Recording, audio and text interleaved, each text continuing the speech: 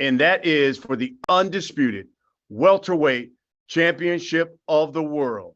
It's going to come your way on July 29th on Showtime pay-per-view, and it will come from the fight capital of the world, Las Vegas, T-Mobile Arena, and you will see the unified welterweight champion of the world, Errol Spence Jr., unbeaten, take on the WBO welterweight champion of the world, and Terence Bud Crawford, also unbeaten. These two will fight for legacy. These two will fight for history. And once again, they will be fighting for the undisputed welterweight title, something that has never happened in this 4-belt era. It will be quite a night, and it will come your way on Showtime pay-per-view on July 29th. It will be the main event of a 4-fight card. The pay-per-view will begin at 8 o'clock Eastern. That's 5 o'clock Pacific time.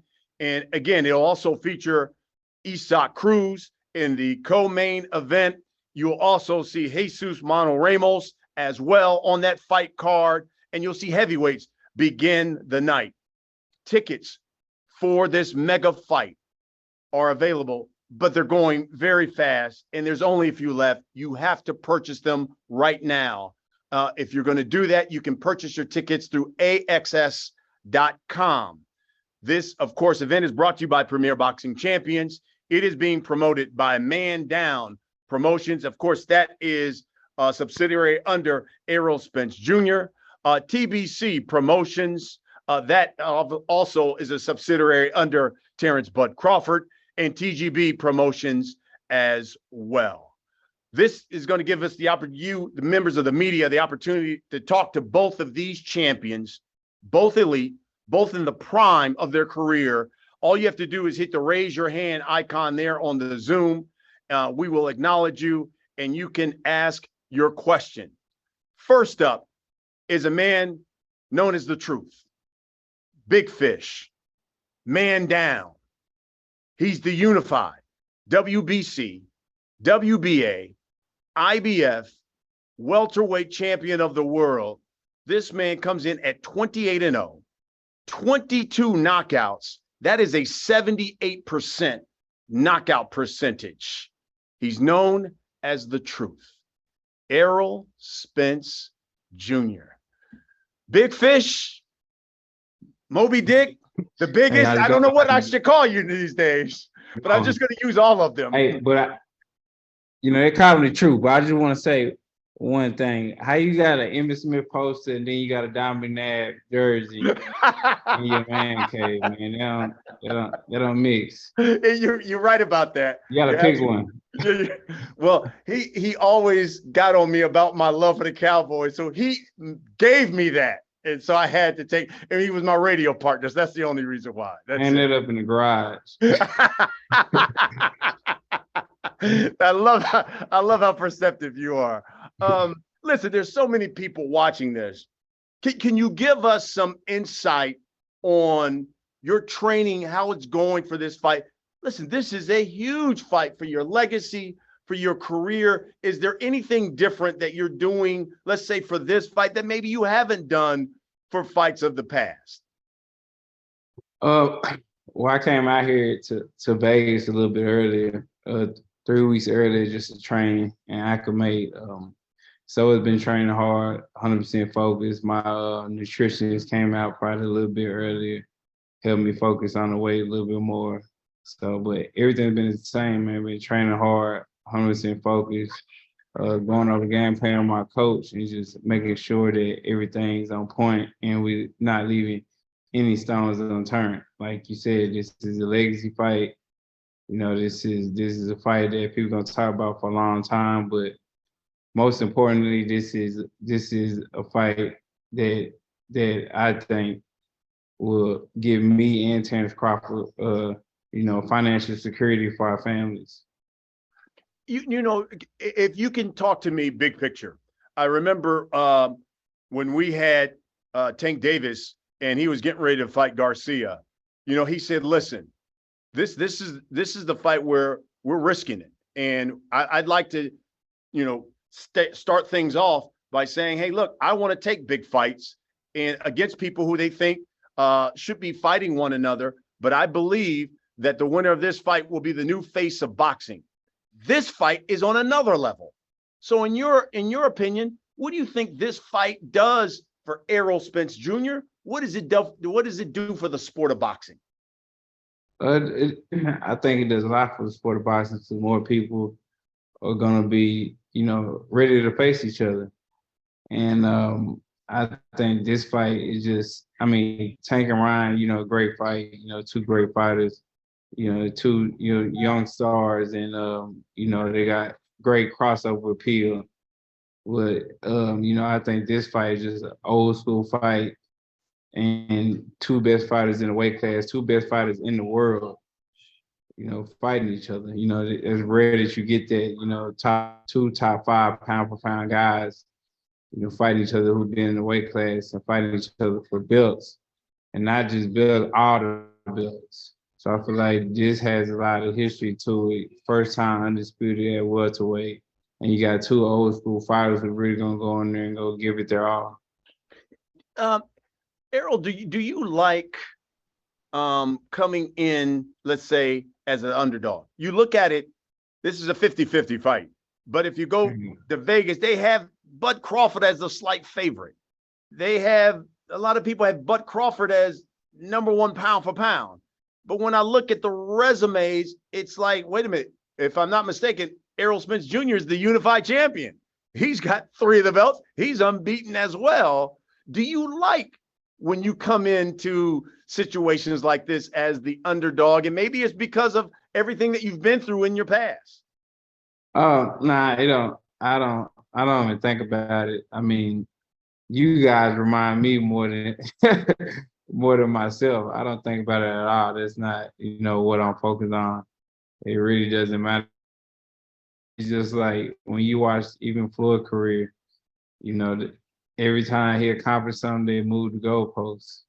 So I feel once I beat Terence Crawford, he's gonna be somebody and make some type of, they're gonna move the goalposts again and say, I've been away class too long or to wait. But, I might be a big welterweight, but I never missed a weight, never missed a weigh-in, never miss weight off 0.1, none of that. Always at the weight or under. So I love it.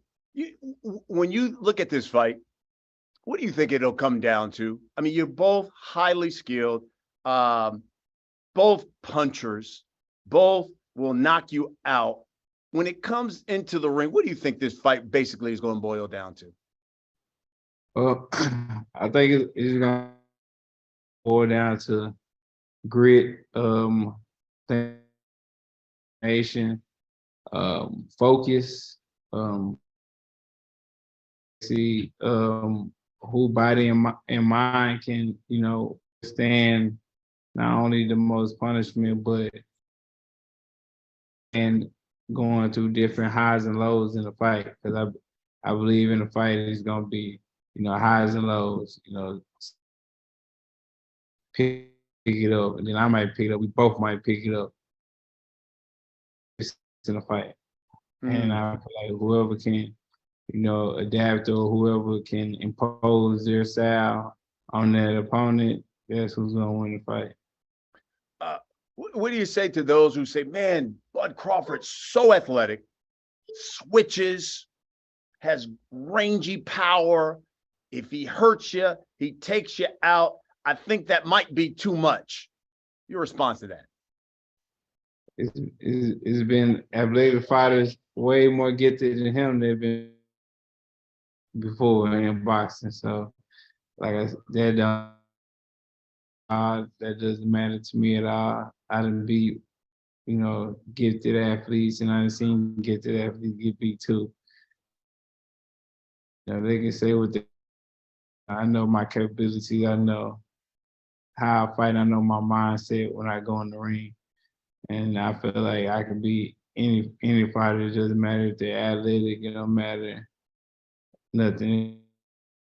It don't matter about the skill set, whatever it is. I feel like I can adjust, or my style is just gonna impose on them so much that it might break them. Yeah, I remember when we were at the press conference. Terence said, "This fight is going to show that we are now in the Bud Crawford era."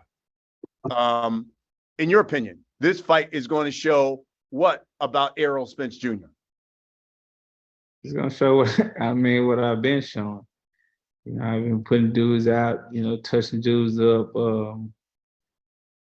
I don't think I got a born style. I guess I got just a fundamentally sound style or whatever they're saying, but it's gonna show that it's just, my mindset and, all my attributes that I have inside the ring is gonna dictate how the fight's gonna go. How much juice, how much energy is in this fight camp that you have? Because man, you've got one of the biggest fights on this planet coming up. One of your training partners now all of a sudden has a fight with Canelo coming up. Anthony Joshua's in camp. He's now got a fight coming up. How much juice is now in this Derrick James, Errol Spence stable? And Frank Martin's got a fight coming up. Yeah, Frank Martin fights this week. WBC title. Make sure you tune in on Showtime. I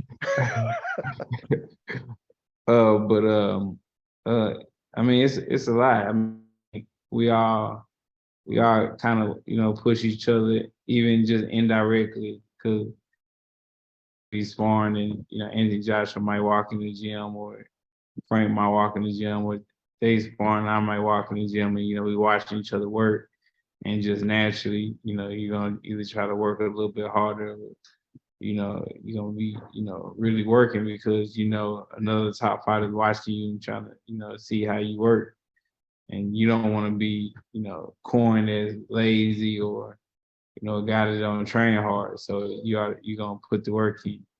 So it's great just being in there with those guys, just feeding off each other, talking to each other, and it's great. But Derrick does a great job of, giving us all a time slot. So we not, sometimes we do be in the gym together, but a lot of times, I get my time, Anthony gets time, Frank gets time. It's not just bunched in, we're all just in the gym together. So he makes sure that everybody gets their time because everybody has an important fight coming up.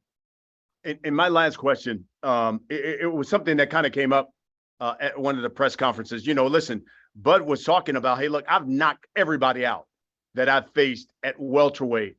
And I remember you interjected when he was talking, making his point. And you said, listen, you haven't fought anybody. And you look at your resume, you fought a number of elite guys in their prime. Yeah, at the time. How much does that matter when you come into a fight such as this, when you've been through something and walked through the fire, so to speak? How much has that prepared you for something like this? Yeah, it definitely matters because you fought the guys at their top, and you fought the guys, when they had something to lose. Like Sean Porter had a WBC belt to lose. Kell Brook had the IBF belt to lose.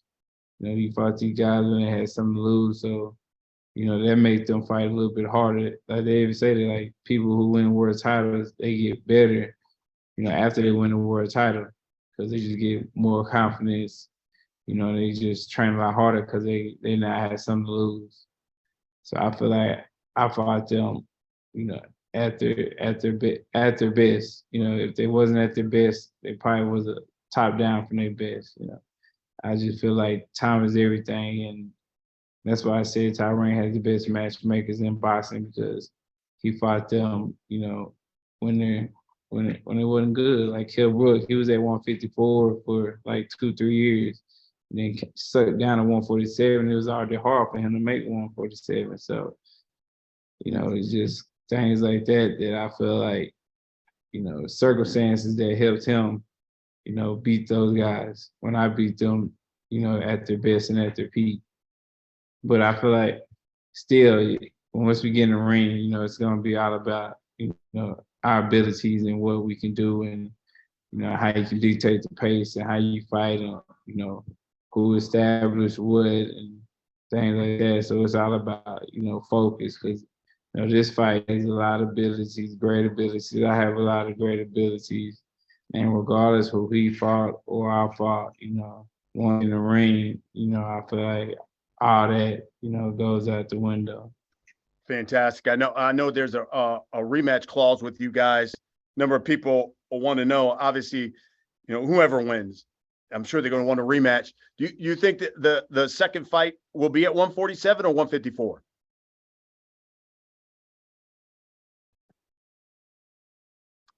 There you go.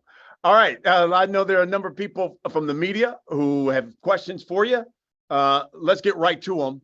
Andrew Roberts is with us as well from Swanson Communications. Andrew, let's let members of the media ask questions there to the unified champ, Errol Spence Jr. Thanks very much, Brian.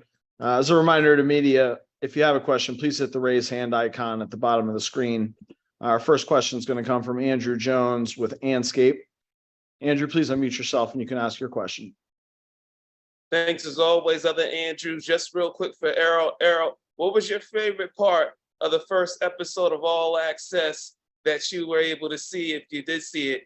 And before the Leonard Bondu fight or before any fight, when did strap season, man down strap season become the tagline that you are now known for? When did you start saying that? My first part was when we had a little get together with my families for Father's Day, and my girls had drew me up and painted you know, little posters, saying they love me, putting my age on there, all that type of stuff.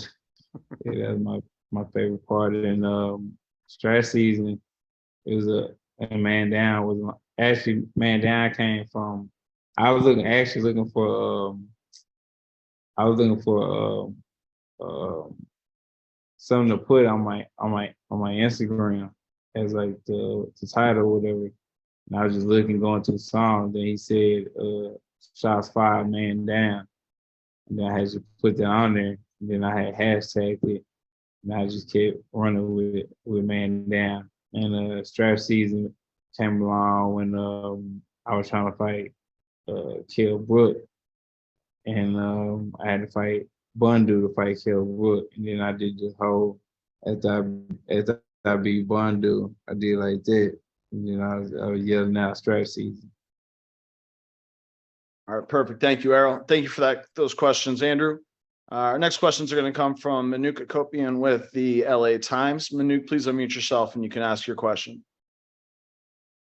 Errol, you mentioned that you already moved camp to Las Vegas 3 weeks before the fight. Was the move designed to accommodate Frank Martin's fight schedule this Saturday in Vegas, or did you feel that for a fight of this magnitude, it was necessary to train away from home in order to prepare?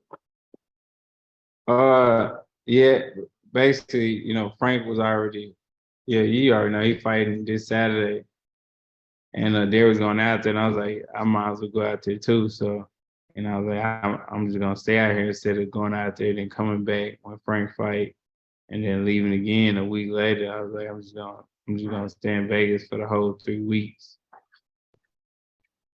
Thank you. All right, thank you, Manuk. Our next question is going to come from Robert Littall with Black Sports Online. Robert, please unmute yourself and you can ask your question.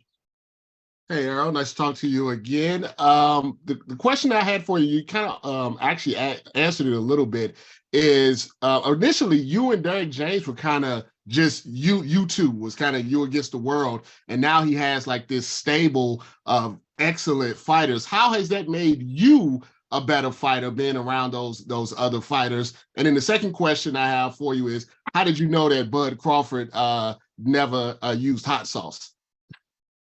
I feel like being in camp with them, it didn't make me. I mean, being in the gym with them, it hasn't made me a better fighter. Probably Jamel probably made me a better fighter because just, you know, all the sparring that we had, you know, probably like 2 years ago, you know, we spar all the time. So if anybody made a better fighter, it was him. And I forget how I knew he ate hot sauce, but yeah, he said it, and then I just remembered that he ate hot sauce. All right. Thanks very much, Robert. Our next question is going to come from Dan Rayfield with Big Fight Weekend. Dan, please unmute yourself and you can ask your question. Thanks a lot. Oh, Errol, how are you today? Good to talk to you. I'm good. My question for you, look, a lot of people have, when they think about this matchup, they have compared it potentially to what occurred many years ago between Sugar Ray Leonard and Tommy Hearns. They find that the styles maybe of you two guys mirror those guys. Obviously, you're both Black American fighters, huge fight, same weight class, unification, that sort of thing. They were for the undisputed.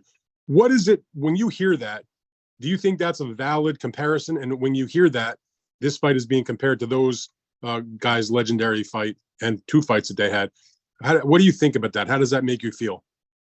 It makes me feel great.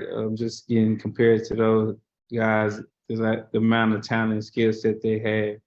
But I think, just thinking about our fight, I think I feel like how big it is. Okay, Tommy Hearns and Ray Leonard, but I feel like it was more Marvin Hagler against Ray Leonard than anything, as far as, just the style wise, how I fought and how Ray fought that fight.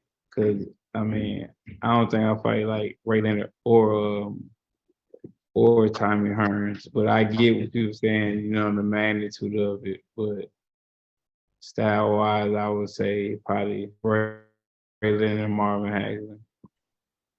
All right, no, just one other question for you. I know how much you wanted to make this fight, so much to the extent that you didn't take an interim fight when everything with this fight kind of fell apart at the end of last year. And he ended up taking the fight that he had against David Evanesian. And I wondered, how much did you consider also taking a fight while still trying to make this one? Or was it just a matter of, you know what, forget it. I'm going to just wait this out, let him do his fight, and we're going to get this done. Like, how did you deal with the question, should I fight or should I wait? Because now you're coming off, obviously, a much longer layoff than he is. Yeah, I was getting that question a lot, I was getting that, question a lot. And, they wanted me to fight and, get another fight. But I didn't want to risk, anything happening or, or injury or anything like that or get cut. Anything could happen. So I decided to just sit in the house, chill, and just wait till we can get either Terence Crawford fight or it's for sure not happening. And then I fight. But I was willing to sacrifice a payday and another win, just waiting on Terence, because I know the magnitude of this fight. Other people know the magnitude of this fight. I know how big it is, and this is a legacy defining fight. So I didn't want to just go off and he fought somebody. I want to fight somebody, and I was just putting the ego to the side and just like I sit around. I just wait on him. All right, great. Thank you for that, Errol. And thank you for those questions, Dan. Our next question is going to come from Mark Lellenwalla with Front Office Sports and DAZN News. Mark, if you could please unmute yourself, you can ask your questions. Hey, Errol. With such heavy mutual respect between you and Terence, and without any verbal slinging of the mud, just off skills alone, can this fight crack a top 5 grossing boxing fight of all time? Definitely. If people know Terrence's mentality and know my mentality, we don't really talk that much. If somebody say something to us, then we'll talk and we'll jaw it. But other than that, we let our ability talk. You got a lot of guys who talk a lot of crap, and they get in the fight. It's either born or they're not even fighting. So if you know my style, his style, there's no, back down. If I push him, I know he's gonna push harder. If he push me, I know I'm gonna push harder. So I feel like me and Terence put together. It's just a recipe for a great fight. We both got old school mentalities, and we both come to the fight. So we got everything online, got everybody watching. We're gonna put on a great show and a great performance. It's just, you know, the people gotta want to fight. That's the only way we're gonna get bigger fights and get other guys fighting each other and get the #1 versus the #2 fighting each other. If, you know, when we fight, people come out and watch the fight, people order the fight. Cause like I say, people in the suits look at it, they're gonna be like, man, like, people excited when the top guys fighting each other. People get excited, people want to watch, people want to tune in. But if people are not ordering a fight, people not coming to a fight, tuning in, then, you know, why not fight somebody ranked in the top 10 or 15 if I'm gonna get paid the same? I mean, like, you showing people when we fighting each other with a risk, it comes a huge reward. Gotcha. One more question. Yesterday the Tyson Fury, Francis Ngannou fight was announced. Does that a fight like that do more to help or hurt boxing, in your opinion? I mean, I don't know. I mean, it's an individual thing. I mean, it's definitely gonna fatten his pockets and Francis' pockets too. So I feel like that's more of a money play than anything. That's like Floyd Mayweather and Conor McGregor. So that's more of a money play. So hey, kudos to them for getting the fight done. And I think the belts, I don't know, the belts, the people who make a lot of the rules sanction it. The WBC did, so they fighting each other. So hey. All right, great. Thanks for those questions, Mark. Our next question is going to come from Ben Baby with ESPN. Ben, please unmute yourself and you can ask your questions. Hey, Errol, hope you're doing well. I appreciate you taking the time, and kind of, it's interesting you mentioned the sanctioning bodies, because I was going to ask about that. Obviously, in that presser, you know, there was a lot of, I guess in the first one you talked about the 3% fees and all that stuff. And over the years, there's been a lot of conversation about, should there be one national, federally regulated sanctioning body? What would your thoughts be on that? Do you feel like there would be a lot of support is, instead of having maybe 4 sanctioning bodies, having one that's federally regulated that kind of runs and oversees the sport? I mean, I'm not worried about it being, you know, 3 sanctioned bodies, 4 sanctioned bodies, but it's just a lot. Like, all these junior titles, and, you know, they make the secondary builds and just make intern builds, and you just got a lot of builds and people paying fees on it too. So it's just, I feel like it's too many builds in boxing. It's basically watered it down, because people win the world titles and they're not earning none of the world titles. So I feel like it's just been watering down boxing. It just, you know, just made it. I mean, if everybody can get a title, you get a title easy. You be with the right promoter and get a title, and that's. I feel like that's not right. You got guys who really work hard and been fighting the best competition. It doesn't need to be in secondary belts. You gotta make these guys, you know, fight each other, just like, you know, me and Terence doing, and the other guys too. So I don't know. I'm not gonna really speak on the belts to after my fight. That's all I'm focused on right now. But it is a discussion that need to be talked about. You know, I get, you know, you got retired fighters talking about it, but it's gonna be more on the fighters that active now to talk about it and to make a change, because everybody need to be held accountable, not just the boxers need to be held accountable. The promoters need to be held accountable, the managers need to be held accountable, and the sanctioning bodies need to be held accountable too. Right. And last question for me, appreciate you saying that and sharing that. You know, I think I've talked to you about, you know, Terence now, it seems like for years, a lot of people have. You know, when you were coming up, even going back to 2018, did you feel like you needed, or when you look at the scope of the legacy of your career, it wouldn't really be complete until you faced him and had a victory against him? How much has that kind of been in your mind as you've kind of moved up, conquered belts, knowing that Terence is in the division and knowing what a fight against him could mean for your legacy? Yeah, I want to fight him because I feel like he was the guy. That's my dancing partner. He's the guy I need, and the other way around.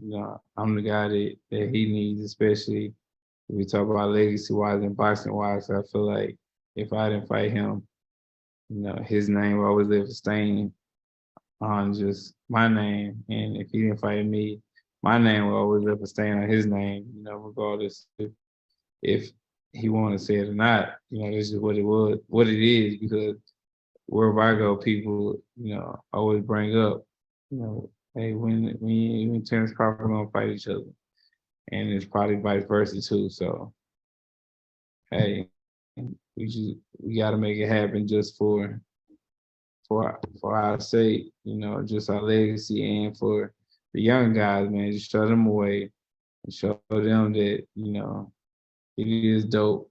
As long as the business is right, the best fighting the best. It's dope. But, the business got to work. And I think that's why this fight probably took a long time, because, on some parts, he didn't agree to a lot of things, and I didn't agree to a lot of things. And I think really the fight got made because we, dropped our egos and our pride and got on the phone and talked to each other, hash things out, and got the fight made. Thank you, Errol. Thank you for those questions, Ben. Next up, Jake Donovan from Boxing Scene. Jake, please unmute yourself and you can ask your question. Thanks, Andrew. What's going on, Errol? I know you mentioned. Not much. I know you mentioned that you had to put your egos. That not you had to. You willingly put your ego aside. You made the sacrifice staying out the ring. So we found out when the fight was made. When were you confident that this fight was going to happen, especially with everything you went through last year when you were pretty much left hanging? Basically, when we got, I wouldn't say it was the last hurdle, but it was the biggest hurdle.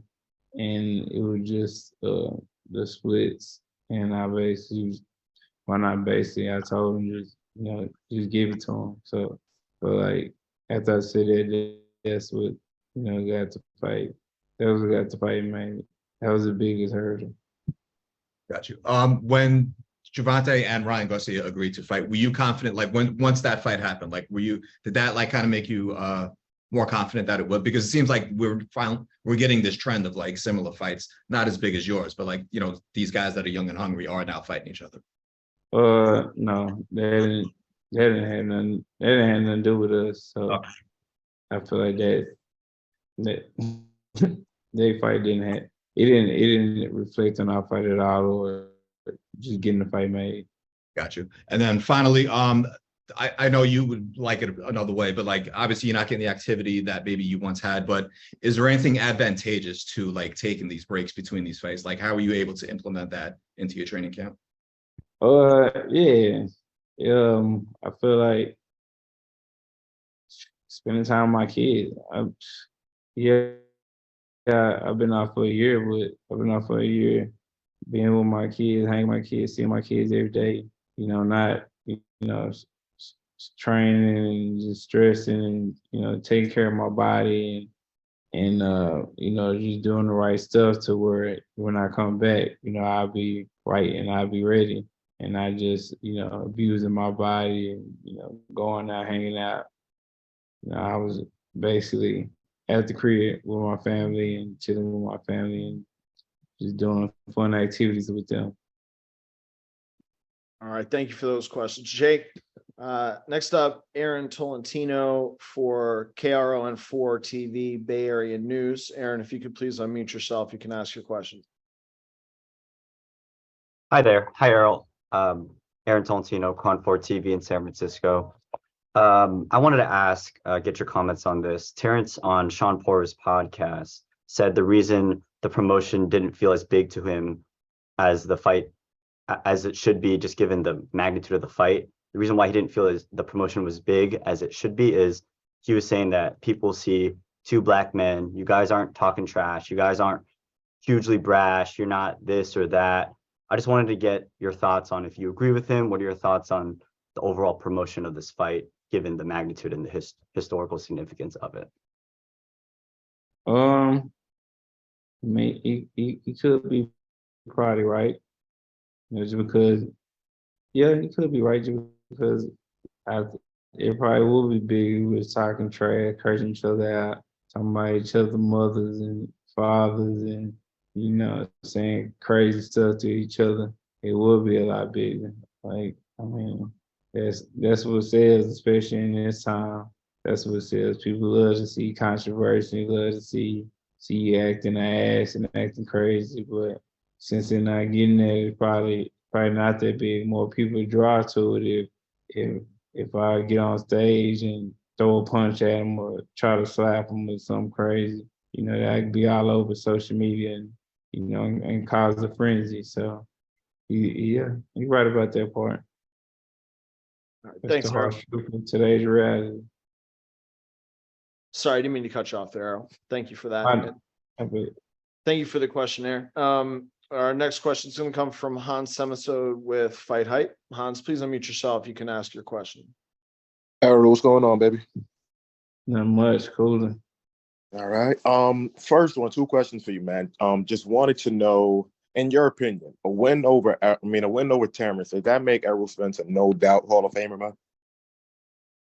I don't know. I mean, Hall of Fame is what it is.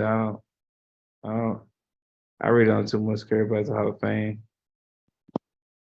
Got it. Fair enough. Second question is a two-parter. You're growing your hair out, so we probably won't see the shag, but hopefully we will see them. So I, wanted to know, are we going to see a black uptown at the weigh-in? If not, people are going to be worried. And second part of my question is, obviously you're a guy that always wanted to fight the best people out there. Even if you're on a layoff, always want to fight the best guys. We got a guy in Jaron Ennis right now who's killing everybody. Floyd is praising him, Roy Jones, everybody really. Would a part of you, and not looking past Terence, but would a part of you be like, yo, this kid is good, I gotta fight this kid? Yeah, nah, he's nice as hell, but I'm at the point in my career, the money's right, I'll fight anybody, so I ain't tripping. Appreciate you. All right, thank you, Hans. Our next question is going to come from Abraham Gonzalez. Abraham, please unmute yourself and you can ask your question. Hey, Errol, how's it going? Good. So my first question is, have we fixed the mouthpiece situation? Because I know that's been an issue the last two fights. Is the mouthpiece good for this fight? Yeah, the mouthpiece is good. I got a new mouthpiece right now, so I got a couple new mouthpieces. So yeah, it's good. Okay. And then the second question is, you have some young guns like it looks like from the photo, Brian Sabayo, Quentin Randall. Does it ever feel like at this point in your career, like you're the old head in the gym with all these young guys like Frank Martin and all them around and trying to impress you and stuff, and you're the salty champion? Does it feel like a little bit like you're the old head in the gym when you're around all those young guys? Nah, I ain't no salty champion, but nah, it don't. I mean, I got more than all them, but nah, it's not. It's great. I feel like it's better working with young guys because they push you a lot harder than you working with somebody older. So I feel like it's a lot better working with young guys, and they just push me. And I feel great just to still being at the top, 33 years old and still at the top, and at the sport, and they're trying to get to where I'm at right now. So that's a great feeling. If I was 33 and I was trying to get a title and things like that, and trying to get notoriety, then I'll be a size older guy. But being at the top now, I'm not on the saucy at all. And I just use them as motivation and just, try to tell them different things and just make sure, I tell them just to stay focused. All right. Thank you, Errol. Thank you for those questions, Abraham. Our last media questions for Errol are going to come from Cynthia Conti with Best Women's Boxing Period and ringtv.com. Cynthia, please unmute yourself and you can ask your questions. Hi, Errol. It's Cynthia. I hope you are well. We know that you have moved to your farm, and I see you and your kids are literally in there working, picking up poop, just being a farmer. How has that move in your life, in your shift for your family, changed for you, for your mind, body, and soul, and also as a fighter?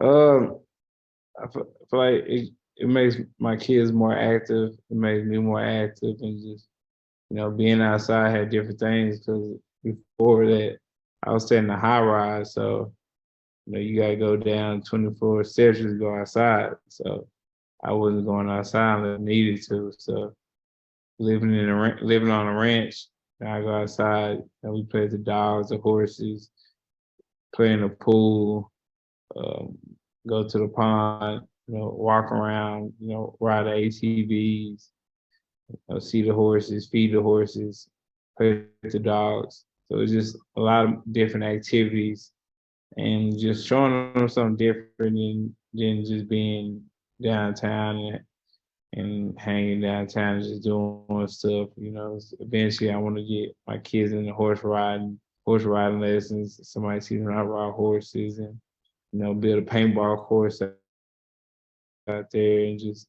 get them a safe haven on their ranch instead of, them getting bored and having to, go out to the city or want to go out and hang with friends and when they have everything at the house for them.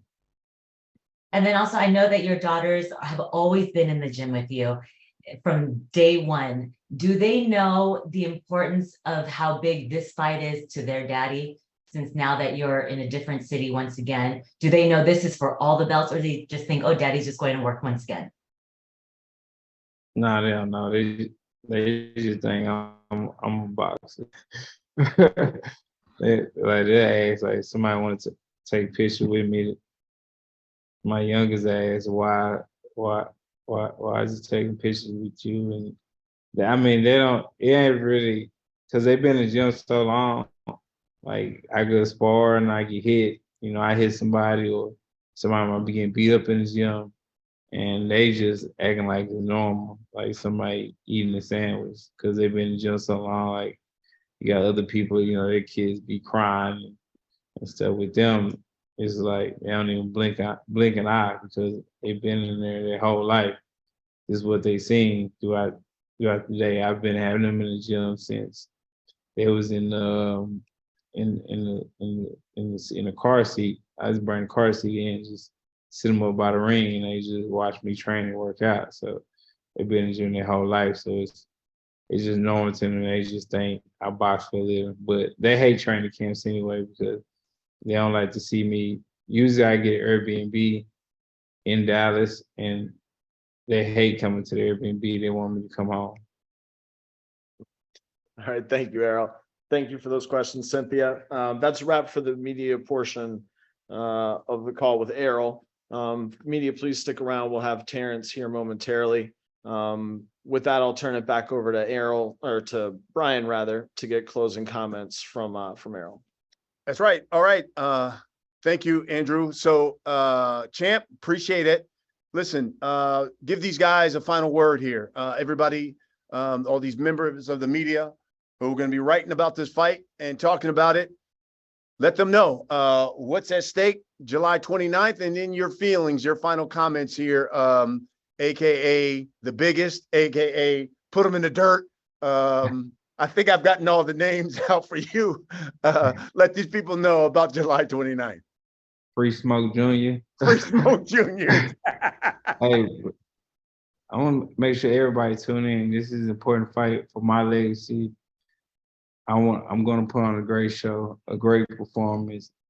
It doesn't matter if it's one side; it's going to be a great performance. performance because y'all know I beat ass.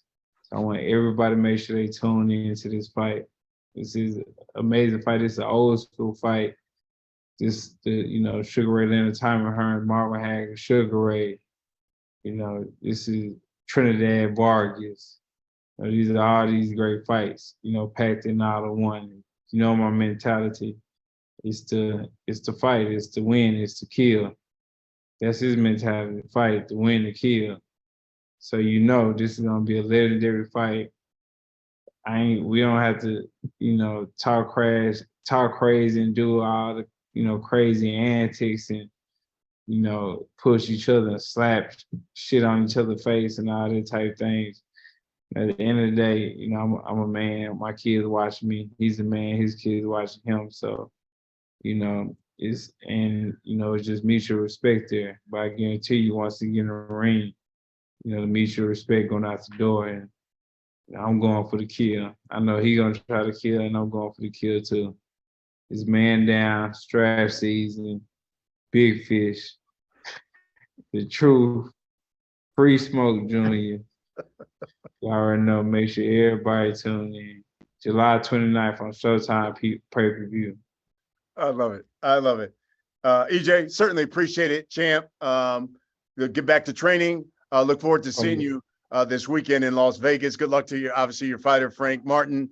And we'll talk about it again this coming Saturday during the Frank Martin fight on Showtime Championship Boxing. Hey, for sure. Make sure everybody watch Frank Martin fight. It's a WC title eliminator. He's going to put on a great show and another great performance like he's been doing. And hopefully after this fight, he can fight for a title or the #1 versus #2 fight each other. And y'all know who that is. Who's the number one guy? Listen, the tip top, obviously, the tip top is Devin Haney. You know, whether or not he vacant, but right there with him is Gervonta Tank Davis. So, okay, and who's under him? Under Gervonta Tank Davis? For the WBC, who's under Devin for WBC?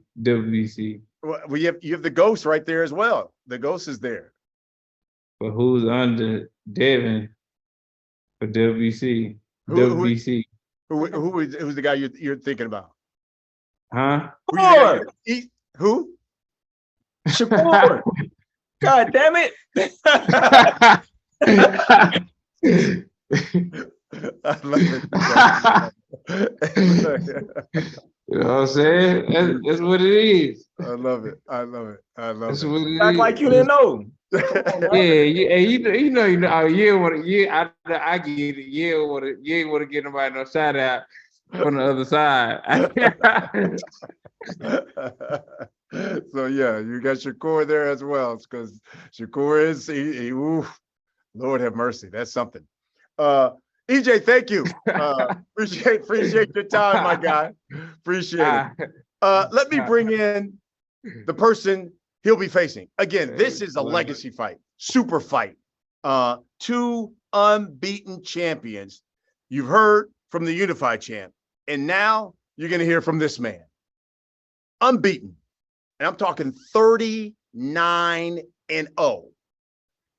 30 of his victories have come by knockout. That is a 76% knockout percentage. You go to anybody when you talk about boxing rankings, #1 pound for pound, they will tell you the WBO welterweight champion of the world, Terence Bud Crawford, #1 pound for pound fighter in the world. And we will see him July 29th, Showtime pay-per-view. Champ, it's good to have you. There are a number of media people who got questions for you. We're going to get right into them. But first, if you could give us a word on how training camp has been going. We got a little peek of it in All Access, but we want to know, what has it been like? We've seen you've been working out. Shakur obviously has been there in camp. We want to know up in there, have you been wrestling with bears or whatever? What have you done different for a fight of this magnitude that maybe you haven't done in the past? To be honest, training camp has been going great and there's nothing changed. You know, we real firm believers in if it ain't broke, don't fix it. So we've been doing the same thing. If you can, but give me your thoughts on this fight. In your opinion, what does this fight do for the legacy of Bud Crawford and, more importantly, the sport of boxing? Well, like I've been saying, this fight right here just put a stamp on everything that I've accomplished in the sport of boxing. A lot of people been discredit me and for my opponents and when I fought them and how I performed and this and that and that and this.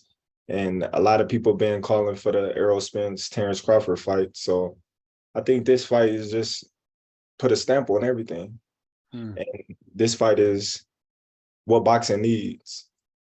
There's been a lot of fights in the history of boxing that didn't come to fruition, that a lot of fans was calling for years, and for whatever reason, those fights wasn't able to get made. But this was a fight that was able to get made, and it's happening at the right time, and the fans is going to enjoy a great fight come July 29th. But if you could make a comparison, I remember at the press conference, one of the things I said, this is a super fight. This is Leonard Hearns. This is Leonard Hagler. This is Hagler Hearns. This is Duran Leonard. If you could compare one of those fights, which one of those fights does this compare to, in your opinion? I don't know. I think style-wise, I would say Leonard Hagler. I would say that would be a fight that you can compare it to. But like I've been saying to everybody, a lot of people ask me that question, and I tell them the same thing. Like, this is Terence Crawford versus Errol Spence, because at the end of the day, that's who they're going to be talking about in the future. They're not going to be talking about, oh man, that was like Leonard Hagler, that was like Hearns and Hagler. No, they're going to be talking about, man, Crawford and Spence. Yeah, I love that. One of the things that Errol had talked about, he said, listen, it means something when you have fought all of these top guys in their prime, and I had to take things away from them. He hasn't done that, and that's what I'm going to show on this night. That I've fought the top guys, and I've fought them in their prime, and that's what's going to help me in a fight like this. What about you? How do you respond to that? Well, that's his mental. That's what he believes in. But there's only one fighter that not even one fighter. All those fighters had a loss. So they already had something took from them. So him going into to fight somebody that had something took for him, they already knew how to lose. When I took things from fighters, I took they belt, I took they owe, I took a lot from them. I took their mental. They never was the same. They never performed the same. So I can say the same. But, that's his mental. That's what he believe in. And come fight night, he's going to have to prove that. I asked him this question. I'll ask you the same thing. I said, and I told him, I said, Errol, I don't know if you've ever faced anyone as athletic who switches like Bud Crawford, has knockout power like Bud Crawford. In your opinion, champ, this fight will boil down to what? I would think this fight will boil down to who prepared the best, and on fight night, who's on a A+ game. That's what it's going to boil down to. I love that. I love that. When you look at this fight, obviously there a rematch clause from whomever takes an L. Do you think the rematch would be at 147 or 154? I don't know. I'm not, like I said, I'm not focusing on a rematch. I plan to win the first match.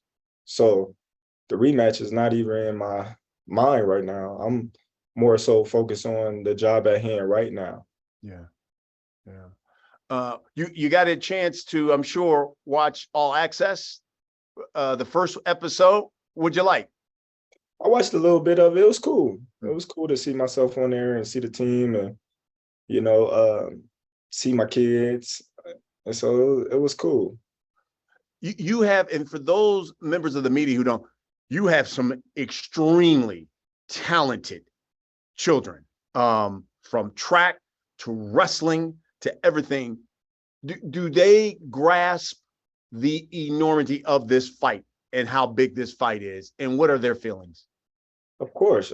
My kids, they've been in it since babies. They all in it, you know, for years, even hearing my kids like, Daddy, is you gonna fight that Spencer guy? Spence. Well, yeah. Errol Spence, is you gonna fight him? Like, yeah. Then here go my son. Dad, when you fight him, I'm coming to that fight. I don't care. I'm coming.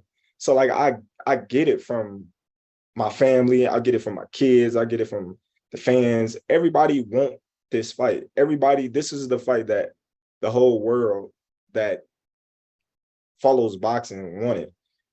And when you hear from your kids, like they always watching YouTube and they see their dad name come up, you know, they always asking you like, man, I gotta fight this dude. I gotta figure out a way how to fight this dude, because when you got your kids asking you when you're gonna fight this dude, then you know you gotta fight them. When you look at your career, and you've done some phenomenal things, when you talk about the number of weight divisions that you've conquered, to be undisputed already, that you've already done that at 140. Look, if you hung it up today, you know you would be a Hall of Famer. But is there a part of you that would have said, I don't know if my career would have been complete had I not fought this guy? So is this the capper when you talk about what you've done in your career? Yeah, you can say that, but at the same time, I don't think I would think my career wasn't complete if me and Errol didn't fight. For the fact of the matter, things happen. I tried to get the fight done in the past. For whatever reason, it didn't happen, but it's here now, and we don't gotta worry about me asking them questions to myself later on down the line, because we here. So all that what if, it doesn't matter no more. My last question, I'll let members of the media come right in. I know everywhere I go, everyone asks me about this fight. And even before we got made, is it going to get made? What is it like for you now? When you go to the store, when you go to the barber shop, what do they say? Oh, they're just saying the same thing. Like, man, I'm glad y'all got that fight done. But man, I don't know if I'm gonna be able to make it. Them tickets is hard in the mud. You know, I'll be like, man, you gotta support. You know, y'all spend crazy money on other, you know, crazy stuff that really doesn't even matter. But a fight that y'all been yearning for, y'all been trying to force the action, and y'all coming up with these narratives. Oh, this guy's scared, or he's scared, or he's ducking, or they don't want to fight each other. And they just came up with all sorts of lies and all this crazy stuff. But now that the fight here, people want to have excuses, people want to complain. Support the fight, you know, because this is how me and Errol feed our family. We the one that got to go in there and put our lives on the line. And, you know, if anything happened, nobody's there to take care of us. Nobody's there to pick us up. Only thing they there to do is laugh at us. They there to write on internet, oh, you got knocked out, or you got beat up, or you this and that. They don't never pick these fighters up. You know, they there for the ride, and then when the ride slows down, they hop off. Or when the ride stop, they hop off, and then they hop on another ride. So support the fighters, man. I love it. And how you can support them, make sure, as I said at the top, tickets, AXS.com. Again, there's only a few left. You got to make sure this is a sellout, AXS.com or Showtime pay-per-view. Showtime pay-per-view. Make sure you order the fight. Were you tripped out that he knew that you didn't like hot sauce? No. So it caught me off guard, and I'm like, how you know I don't like hot sauce? You know what I mean? And then a lot of my peoples, they was like, man, you said that in the interview. You said that. You know what I mean? He must have heard you say it. And I was like, oh, all right. Because I was like, man, he must got a mole. And Right. I was like, man, how this dude know I don't like hot sauce? He's going to have to tighten up that gang that you had around you. I love it. All right. I know there are a number of people that got questions for you, bud. Let me bring in Andrew Roberts again from Swanson Communications. Andrew, please let the members of the media ask the champ some questions.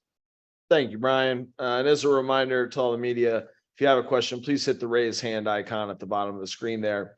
Our first question is going to come from Keith Idek with Boxing Scene. Keith, please unmute yourself and you can ask your questions. Thank you, Andrew. Terrence, thanks for taking the time, man. Appreciate it. Obviously it's all business. July 29th, you're both beasts. You're going to try to take each other's heads off and everything.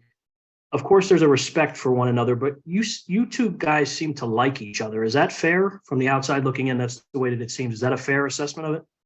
Well, I say we respect each other. We haven't been around each other to hang out with each other, party with each other. So I just think it's a mutual respect for one another. How well, because you guys had these phone calls with each other and such, how much better did you get to know him in that way that you probably had never done with any other opponent? Well, like it's the same, we had the phone calls that we had that make the biggest fight in boxing to date made. And that's, what we did. We both understood the assignment. We both had the same goal and dreams in mind, and we just came together and made sure that we both was man enough and mature enough to get the fight made. Terence, I know you said you want to focus on the first fight and not the rematch, but if you beat him in the way that I'm sure you feel that you will, either decisively by decision or stoppage, you feel that he will want a rematch based on the way that you think you're going to beat him? Well, that's on him. Like I said, that wouldn't have nothing to do with me. That would be something that have to do with him. Like I said, I'm going in July 29th, 100% focused mentally, physically, emotionally, spiritually, and ready to win the first fight. I'm not thinking about a rematch or second fight or any of that at this point in time. My last question for you, Terence, is why do you think that he has tried to diminish your win against Shawn Porter in the way that he has? And what is your retort to that? Well, you got to understand, a lot of fighters and a lot of people have been doing that to Terence Crawford for a long time now. So it's nothing new. That's kind of like a seesaw effect. They see one person discredit me for one fighter, and then they see another person, and then that's just the thing to do. And then now you hear a lot of people on the media saying, "Oh, well, Crawford ain't fought nobody. Crawford ain't fought nobody." That's the narrative now. If you look at the comments or anything that's posted on Instagram or on Twitter, they all say the same thing. "Oh, Crawford ain't fought nobody." So I'm used to it, and I just laugh because there's always an excuse after an L. All right. Thank you, Terence. And thank you for those questions, Keith. Next up, Andrew Jones with Anscape. Andrew, if you could please unmute yourself, you can ask your questions. Thanks, other Andrew, as always. C-Car, bro, appreciate you as always, my man. Want to ask you, with Coach Chet and his personality, what's the most entertaining or funny thing that he said? And is he or B-Mac the funniest guy or funniest person in camp? And also, you said on with Shawn Porter's show that you felt the promotion, because you and Errol don't do crazy antics all over, that the promotion hasn't probably been as high as you thought. But 1.1 million views and growing for All Access, and a lot of people responding to it and appreciating it. Do you feel differently now about how this fight's being promoted? Okay, so there's a lot of people in camp that's funny. I mean, everybody had their own personalities, everybody funny in their own right. So Chet and Bo, yes, they have their moments, but there's a lot of people in here that have their moments as well. And the promotion, like I said, the promotion is going great. And the only reason why I say that it could be bigger is because when you go outside and you see somebody that doesn't know anything about boxing, they really don't know the fight is going on. That's what I mean by it could be bigger. Die-hard boxing fans, people that's into boxing, yes, they all know about the fight. They all been wanting to fight. They all been calling for the fight. But if I go to my next door neighbor's grandma house that doesn't watch boxing, if she don't read the newspaper and we ain't in the newspaper, then is she gonna know who I am? That's what I mean by, you know, it could be bigger on different outlets, I would say. All right, thank you, Andrew. Our next question is going to come from Robert Littell with Black Sports Online. Robert, please unmute yourself and you can ask your question. Good talking to you again, Bud.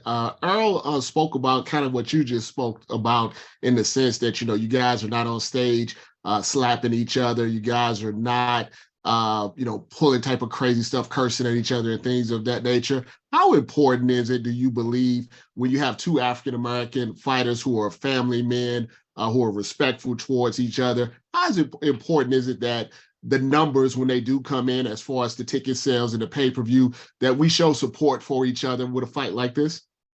It's very important because this is how mega fights get made. If these fighters doesn't feel they value or their worth is being honored by the fans that we put our life on the line, then those big fights that everybody wants is not going to get made because the money is not going to be there. So this is how big fights get made. And once you see a trend of the support of fans, not the ones that's streaming and stealing the pay-per-views, the ones that's actually supporting the event and paying for it and supporting it, then that's when you're going to start getting so many mega fights that everybody want to see. And the second question that I had for you, with a fight like this that has so much anticipation, how important is it to you to put on a show for the fans? So like you said, they are talking about it 10, 20 years from now, or is just the most important thing is just following the game plan, getting the W? And how do you kind of balance that out when you know when that bell ring, everyone is going to be looking, you know, they've been talking Hagler Hearns and all of this type of stuff. They're looking for that type of fight. How do you stay in that zone and also, you know, make it a good show for everybody who did pay to see it? The objective is always to get the win, first and foremost. But if you've been following Errol Spence's career and you've been following Terence Crawford career, you got two exciting fighters that's always in exciting fights. So there's not a doubt in my mind that this fight will be exciting. All right, thank you, Robert. Our next question is going to come from Hans Themestode with Fight Hype. Hans, please mute yourself. You can ask your question. Hey, Terence, how you feeling, man? What's up, man? All right, so first question for you. Errol came on here and he said that, you know, he needed you. He needed this fight. You are pretty much the ultimate dance partner. Before the fight got made, you were always just on some, look, I don't need him. I don't need this fight. You know, I guess frustrated or whatever. But now that the fight is here, can you look back and say, nah, I was wrong. I really did need Errol. I did need this fight. This is the biggest fight in like the past 30 years or something like that. Well, I wouldn't say Errol is my biggest dance partner, like he said, yes. So being the magnitude of this fight, the stage of this fight, the level, everything, yes, I needed everything that's surrounding this fight and that's on the line with this one fight. Yes, I needed Errol.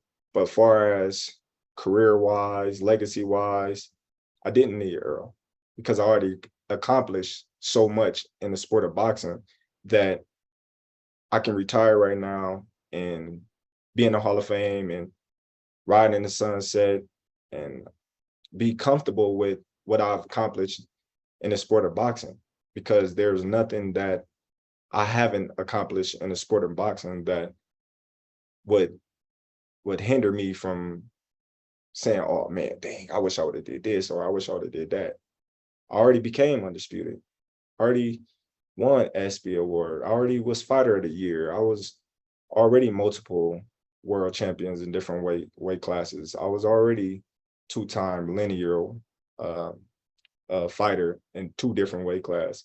So, you know, this is, like I said, this is just a cherry on top of my ice cream. Gotcha. And my next question for you is, you know, you're the type of guy that, you know, when you're at 35, 40, and now 47, you were always either looking at who's the top guy here that I haven't fought yet, or who's like a guy that's like under me or making his way up, like, damn, this dude could fight. So we got Jaron Ennis, man. And I know you're focused on Errol Spence, but it's like every time Jaron fights, this dude is just whooping everybody, you know, and Floyd has praised him. Leonard Ellaby has praised him. Roy Jones has praised him. You're focused completely on Errol. But do you look at Jaron and say, yo, look, man, I gotta fight this dude. He's fighting his ass off. Everybody praising him. That's a dude I need to fight maybe after the rematch. I always said Boots was a great talent. I always told everybody that I supported them. I've been supporting them since he was in the amateurs when he was fighting Gary Russell. You know, I always supported him because they always said he remind them so much of me. But seeing him, you know, I kind of see myself in him. And yes, he deserved a title shot. He deserved it all, you know, but, you know, his time will come. But right now, you know, business is business. All right, thank you, Hans. Our next question is going to come from Ben Baby with ESPN. Ben, please unmute yourself and you can ask your question.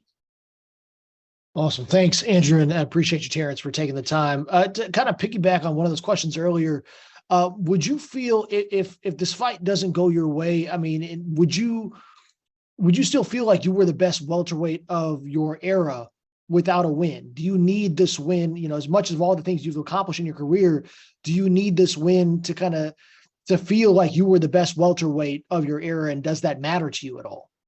Of course. It's always about the win. It's always about beating the top guys in the division. I can't say I'm the best guy in my era when there's still one guy at Mount Rushmore sitting beside me. I got to be up there by myself. So of course this fight matters. Of course I need to win this fight. If not, then, you know, we got to go back to the drawing boards and, you know, come back stronger. How concerned are you about the size difference? You know, I've got one more question after this, but, you know, the size difference, there's going to be a lot of conversation about how big Errol usually is, the fact he can still make 147. You were undisputed at 140. How have you kind of managed that and prepared for what that difference might look like on fight night? I don't worry about it. Listen, when you talk about size, you talk about Jeff Horn. They said Jeff Horn was one of the biggest welterweights other than Spence. When you talk about size, you talk about Sean Porter. You know, me and Sean Porter was in the amateurs together. I was at 132, he was at 165. You know, Benavidez, he was a big welterweight. I don't know, like, I'm always fighting big welterweights, so that's nothing new. I'm always the smaller guy. Even when I was at 140, I was a smaller guy.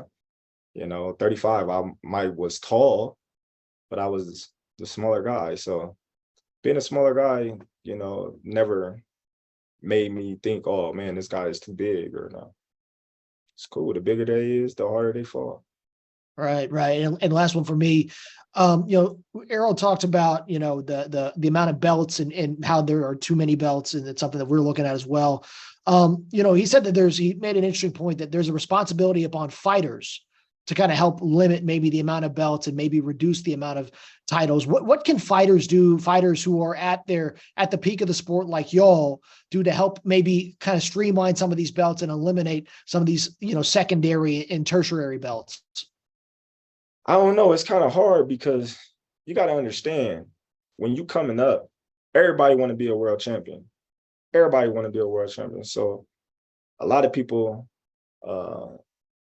get it confused when they see all these fighters with belts and these fighters saying, oh, I'm a world champion or I'm a champion and this and that. And I got the WBC diamond or the intern this or the intern that. And it's like, okay, but what about this guy? Or what about this guy? He got a belt or he got a belt, but it's kind of not like it's their fault because you got the champion may be hurt and they want to get a shot at a title and the champion might be hurt and they may say, okay, well, you can fight for this interim title, but when the champion back, then you get a shot. Then when the champion come back, then he get to do other things. It's up to the sanction bodies to, have a model to where this guy got to fight this guy no matter what. Coming back, no money or nothing, or he got to drop the belt, or he got to fight his mandatory no matter what, or he got to drop the belt. Because if you notice, a lot of people, they be mandatory and they don't ever really get their shot because you get to do other things. When you got Jamar Charlo, he's still a champion. He ain't fought in over, what, 2 years? Stuff like that, like hogging up the belt. But you got Canelo, he going up and down weights, and there's people at 168 want to fight for titles. So I think it needs to be more structure with these sanction bodies to where other people can get opportunities to fight for these titles because that's what it's all about. Or they need to cancel all of them and just make it one champion and one division, kind of like the UFC. All right. Thank you, Terrence. Thank you for those questions, Ben. Our next question is going to come from Dan Rayfield with Big Fight Weekend. Dan, please unmute yourself and you can ask your question.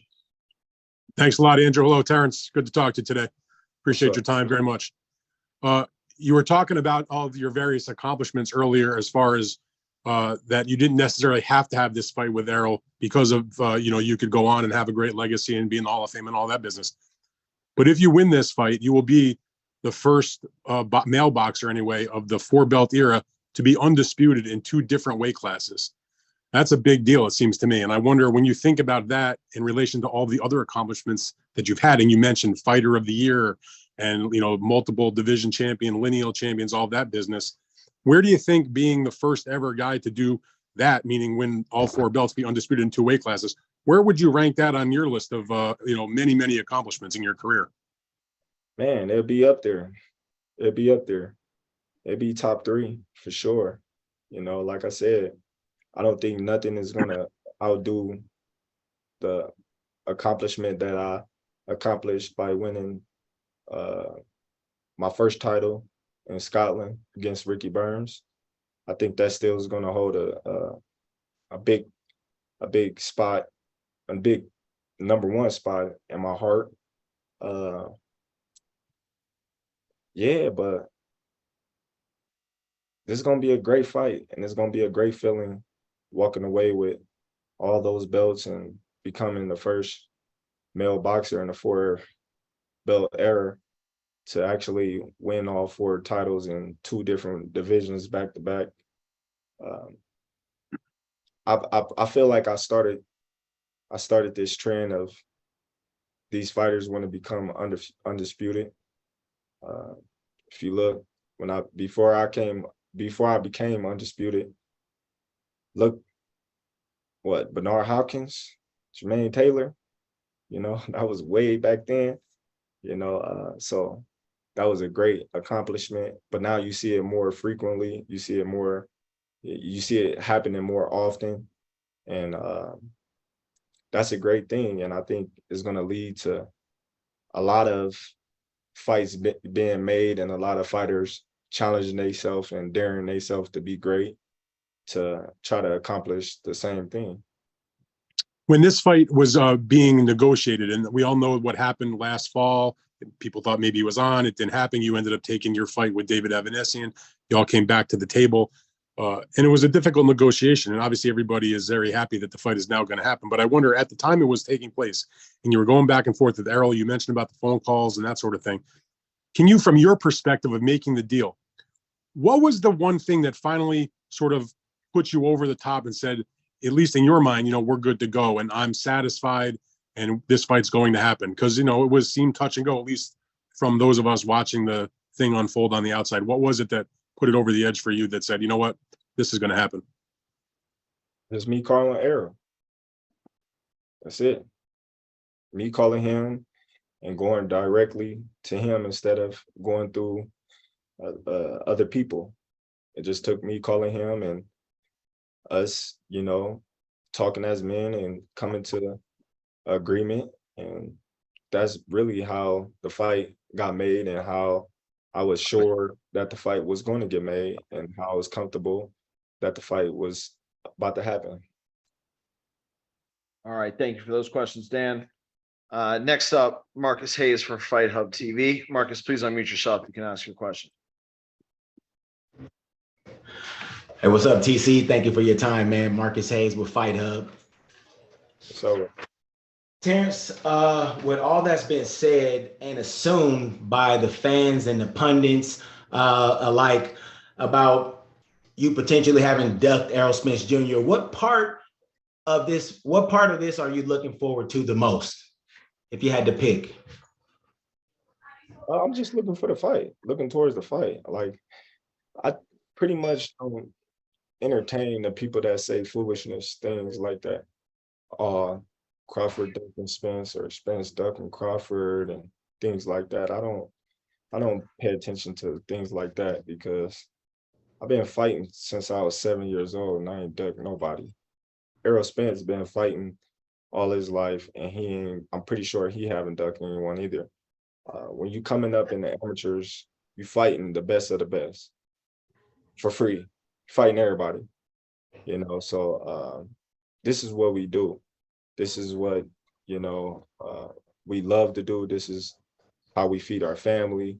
So it wasn't in a case of just sign a contract or you ducking. When the business was right, then you got to fight.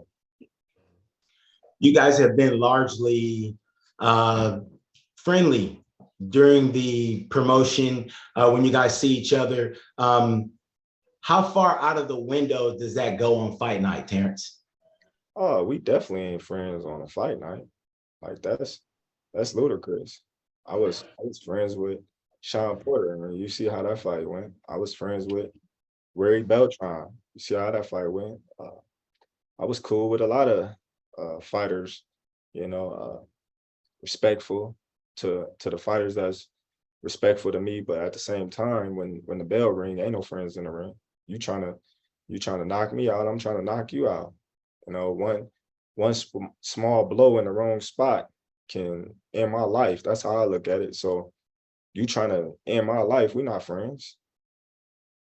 All right. Thank you, Terrence. And thank you for those questions, Marcus. Next up, Jandra LaBeouf with Best Women's Boxing Show, period. Jandra, please unmute yourself. You can ask your questions. Thank you so much. Thank you, Terrence, for your time. I noticed that during the All Access, we saw a lot of the Cowboys. I know that you're a big Packers fan. What is the connection between fighters and football players? Because it seems like all of you connect to football players more so than any sport. Could you just talk a little bit about if there is a connection between football and fighters and how participating in that sport can help you in the ring?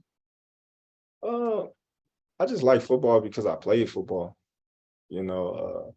played basketball. I did all those sports, but the connection to football and basketball is both sports get their brains rattled. So I think that's the only connection, you know, like the aggressiveness, you know, the mentality of going out there and, you know, putting it all on the field, putting it all in the ring. Then at the end of the day, you walk away from the field or the fight with a couple of loose screws. Do the loose screws make you better or make you worse in the long run in terms of ferocity in the ring? Oh man, it depends on how many screws you get loose. Some football players last a year in the NFL. Some last a little bit more. Some fighters last a few years in professional boxing. Some last a few more. So it just depends on how good the defense is. All right, thank you, Terrence. Thank you, Jandra. We got time for a couple more here. Next up, Mark Lowenwalla for Front Office Sports News. So mute yourself and you can ask your question. Hey, Terrence, with all the mutual respect between you and Errol, how refreshing would it be for boxing if this fight cracks the top five highest grossing boxing fights of all time, just based off of skills, that it doesn't need any verbal mudslinging between y'all? I think that would be great. And I think it would be great for the sport of boxing, for the sport of all combat sports, because then it would show a level of respect that doesn't have to be aligned with disrespect to be entertaining.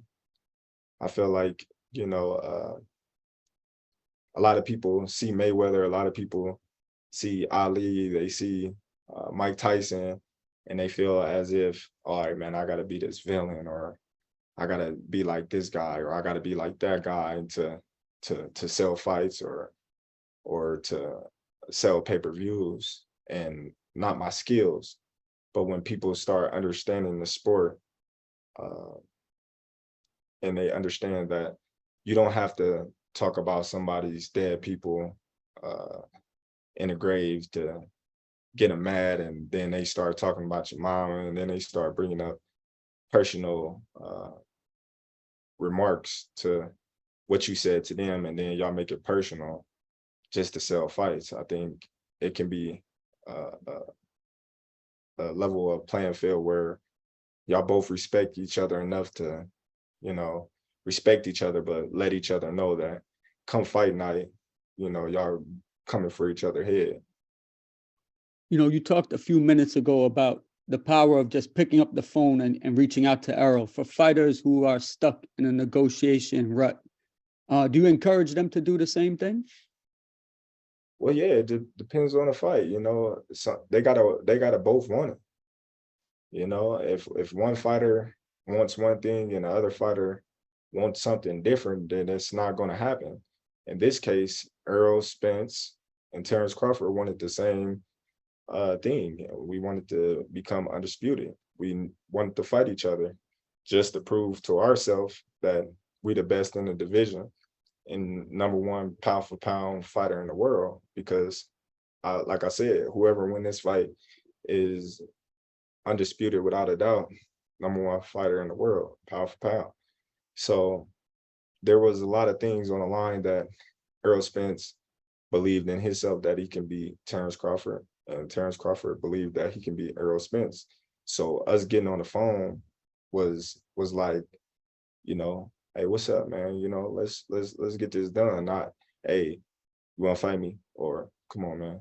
Or, you know, stuff like that, like begging or anything. It was just us coming to an agreement. All right, thank you for those questions, Mark. Our last media questions for Terrence are going to come from Aaron Tolentino with KRON4 in the Bay Area. Aaron, please unmute yourself. You can ask your questions. Hi, Terrence. How you doing? Aaron Tolentino from Con4 TV here. I wanted to ask, you've been undisputed before at 140 pounds. Does being undisputed in this weight class mean more, just given the history of it? Just, you know, thinking about who's been champion in this weight class throughout history. I wouldn't say it means more in that sense, but I would say it means more for who I'm becoming undisputed against. When you look at Errol, he's considered top 5 pound for pound on a pound for pound list.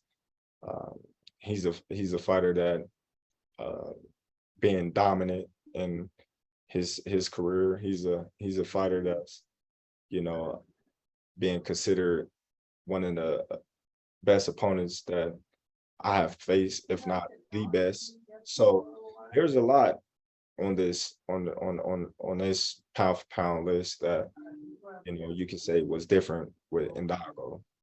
Ndongo, yes, Ndongo had 3 titles, you know, back to back to back. Errol had 3 titles, you know, so we don't consider the IBF, you know, as much as the other 4 titles, but no, the IBO, I would say. We don't consider the IBO title as much as we considered the other 4, but, you know, Ndongo, he went to 2 countries and did what he did to those champions, and then dared to be great to come to his 3rd consecutive country and fight me. I felt as if that was big, you know, especially, you know, the Ricky Burns fight, then knocking out Troy Noski. But then you look at it and you say, oh, well, Ndongo wasn't nothing, you know, but you go to Errol and then he fought the guys that he fought, you know, and he accomplished what he accomplished, but the magnitude of this fight is on 2 whole totally different levels. So I would say, yes, this undisputed fight is bigger in the sense of what's all on the line for me and what's on the line for him as well. Now, one more question. I have Errol's been on the record that he cuts, you know, 20, 30 pounds just to make 147. He's quote unquote the big welterweight. Could you give us an insight on how much weight you need to cut, and if you feel like at all you might be outgrowing the weight class? I gotta cut like 5 pounds, man. I cut like 5 pounds, man. I'm good on weight. All right. Thank you for those questions, Aaron. And thank you to all the media that joined us today. Thank you very much, Terence, for your time, and Errol as well. With that, I'll turn it back over to Brian to wrap things up for us. Absolutely. Champ, man, we really appreciate it. Again, you're going to see this man on July 29th, Showtime pay-per-view, T-Mobile Arena, Las Vegas. The broadcast is going to begin at 8 o'clock. That is Eastern. It is 5 o'clock Pacific time. Order Showtime pay-per-view, or if you want to come out to Las Vegas, the tickets are few, but you can get them at axs.com. And again, this event is being promoted by Man Down Promotions, TBC Promotions, TGB Promotions as well.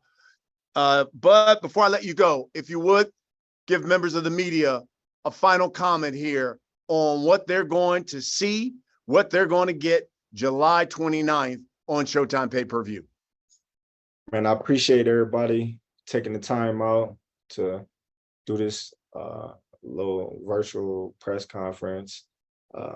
I assure you that each and every one of you will see fireworks.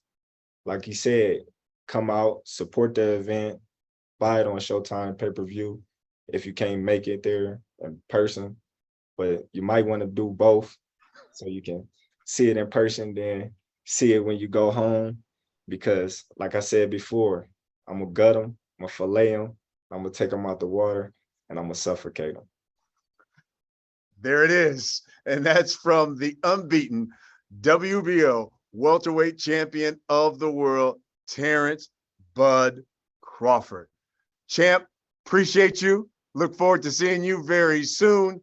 Thank you, members of the media, for joining us today. We will see you July 29th from T-Mobile Arena, Las Vegas, on Showtime pay-per-view. I'm Brian Custer. Have a great afternoon.